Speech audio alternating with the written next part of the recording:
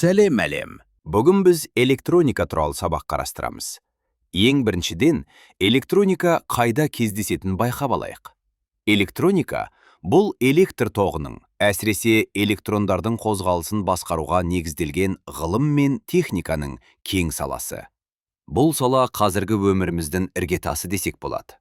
Мысалы, айналадағы құрылғылардан, ұялы телефондарда, компьютерлерде, теледидарларда және ойын консольдерінде. Денсаулық сақтаудан, кардиостимуляторлар, МРТ аппараттары және қандағы қант деңгейін бақылайтын құрылғыларда.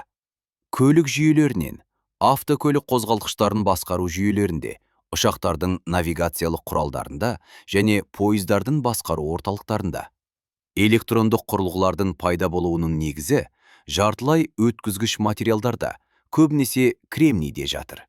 Бұл материалдар өздері арқылы өтетін электр тоғын дәл және сенімді түрде басқаруға мүмкіндік береді.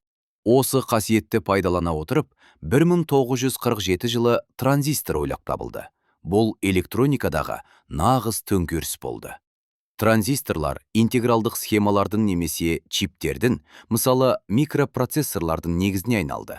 Осы чиптер арқылы миллиондаған кішкентай компоненттерді бір кремний тақтасына орналастыруға болады. Осылайша біздің қазіргі электрондық әлеміміз пайда болды. Осы кең тақырыпты бірге зерттейік.